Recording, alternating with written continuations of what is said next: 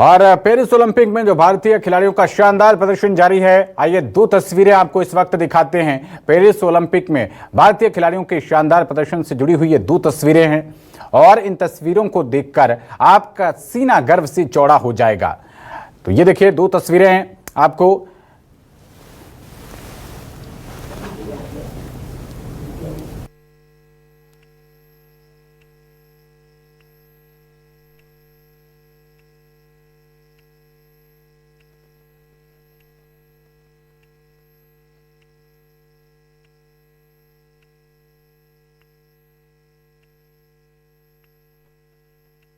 विनेश फोगाट और वहीं javelin throw के फाइनल में नीरज चोपड़ा पहुंचे हैं। तो बहुत ही शानदार प्रदर्शन दोनों ही खिलाड़ियों का। विनेश ने ऐसी पहलवान को हराया जो अपने करियर में सिर्फ 3 मैच ही हारी है।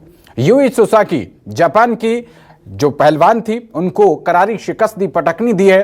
तो पेरिस ओलंपिक में आज भारत का नाम का दबदबा देखने को मिल रहा है। तो ये बड़ी खबर आप तक पहुंचा रहे हैं। दो तस्वीरें इस वक्त विनेश फोगाट और नीरज चोपड़ा ने जो शानदार प्रदर्शन किया है वो तस्वीरें आपको हम दिखा रहे हैं। और विनेश फोगाट का पहला ही मैच था और ओलंपिक के चैंपियन से मुकाबला था। शानदार प्रदर्शन विनेश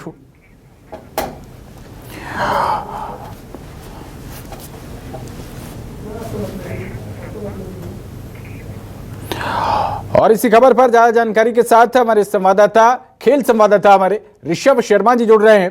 ऋषभ जी, शानदार प्रदर्शन है हमारे खिलाड़ियों का, चाहे वो विनेश की बात करें हम या फिर नीरज चोपड़ा की, दोनों ने ही शानदार प्रदर्शन किया है। बताइए आपके पास क्या कुछ बड़ी बातें हैं इन दोनों मैच को लेकर?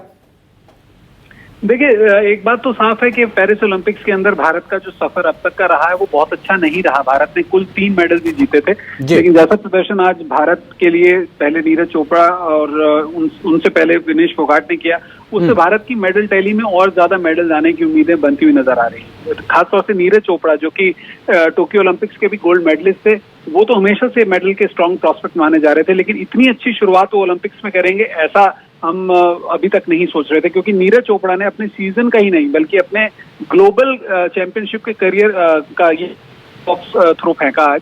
89.34 मीटर्स का उन्होंने थ्रो फेंका और सीधा फाइनल के लिए क्वालिफाई किया। अगर हम देखें उनके करियर के टॉप परफॉर्मेंसेस को, तो मुझे याद है कुछ साल पहले जब स्टॉकहोम डायमंड लीग के अंदर वो गए थे, तब उन्होंने अपने करियर का टॉप थ्रो फेंका था 89.94 मीटर का। तो वहां से उन्होंने ये उम्मीद थी कि इस बार भी ये लगातार दूसरा ओलंपिक्स का मेडल जीत सकते हैं, गोल्ड मेडल जीत सकते हैं। आज की अगर उनकी परफॉर्मेंस की बात करें तो ओवरऑल देखिए, मैं जेवलिन थ्रो की थोड़ी सी टेक्निकलिटी बताना चाहूंगा कि अगर आप जेवलिन थ्रो के अंदर क्वालिफिकेशन में 84 मीटर से ज्यादा की थ्रो फेंकते हैं तो आप सीधा फाइनल के लिए क्वालिफाई करते हैं। नीरज सिर्फ 7 जेवलिन थ्रोअर्स में से हैं जिन्होंने फाइनल के लिए क्वालिफाई किया और इन सभी 7 जेवलिन थ्रोअर्स में वो पहली पोजीशन पर है। तो यहाँ पर उनके गोल्ड मेडल की उम्मीदें पक्की होती नजर आ रही। दूसरी तरफ विनेश फोगाट के लिए इस जीत को काफी मायने वाला माना जा सकता है, क्योंकि विनेश फोगाट हाल फिलहाल में कुछ कंट्रोवर्सीज में रही थी। रेसलिंग फेडरेशन के साथ जब एक कंट्रोवर्सी चल रही थी वुमेन हैरेसमेंट की, उस time Vinesh Phogat women wrestlers का चेहरा थी, उन पर पॉलिटिक्स जैसे आरोप लगाए गए थे। उन्हें यहाँ तक की डिप्रेशन में चली गई थी, लेकिन उन्होंने कम बैक किया, अपनी वेट कैटेगरी चेंज किया, 53 की जगह 50 केजी में इस बार क्वालिफाई किया और एक ऐसी रेसलर को हराया जो कि पिछले 4 वर्ल्ड चैंपियनशिप को जीत चुकी हैं और टोक्यो ओलंपिक्स में एक भी पॉइंट उन्होंने किसी अपने ओपोनेंट को नहीं दिया था। इतनी अच्छी स्ट्रॉन्ग कंटेंडर को उन्होंने हराया और यहाँ पर भारत के मेडल की उम्मीदें हैं। आज विनेश के 2 और मैचेस उन्हें बाकी हैं। अगर एक और मैच वो जीत जाती हैं तो उनका ब्रॉन्ज मेडल लगभग कंफर्म हो जाएगा, वो सेमीफाइनल में पहुंच जाएंगी। और वहीं अगर 2 मेडल जीत जाती हैं तो सिल्वर मेडल कंफर्म हो जाएगा। उम्मीद तो लोग गोल्ड मेडल की करेंगे। बिल्कुल। और जो आप बात कर रहे थे ऋषभ जी विनेश फोगाट के प्रदर्शन की, बताया जा रहा है कि उन्होंने जिस पहलवान को हराया है वो अपने करियर में सिर्फ 3 मैच ही हारी। और नीरज चोपड़ा का भी सीजन बेस्ट थ्रो बताया जा रहा है कि सीजन का सबसे बेस्ट थ्रो उन्होंने इस बार किया है। जी, मैंने दोनों ही बातें बताई। जैसे यूई सोसाकी का आपने जिक्र किया, 25 साल की हैं जापानीज रेसलर। 2017 से लेकर 2023 तक वो 4 बार वर्ल्ड चैंपियनशिप जीत चुकी हैं। जूनियर लेवल से लेकर आज तक अगर हम उनके करियर की बात करें तो उन्होंने हमेशा मुकाबलों में जीत ही हासिल की है। आपने 3 मैचेस का जिक्र किया, मैं उनके जूनियर करियर के डेज से अगर काउंट करूं तो आज तक उन्होंने अपने रेसलिंग के प्रोफेशनल इवेंट्स में कुल 5 मैचेस गंवाए हैं जूनियर डेज से।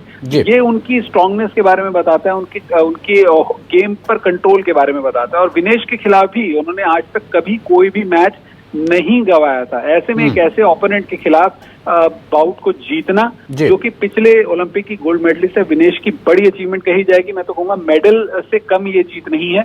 दूसरी ओर नीरज की आपने बात कही, सीजन की बेस्ट थ्रो, बिल्कुल उनका ये सीजन का बेस्ट थ्रो है, लेकिन सीजन के साथ साथ उनके करियर का सेकंड बेस्ट थ्रो है। और जैसा मैंने बताया कि टोटल 7 जेवलिन थ्रोज ने डायरेक्ट फाइनल के लिए क्वालिफाई किया है।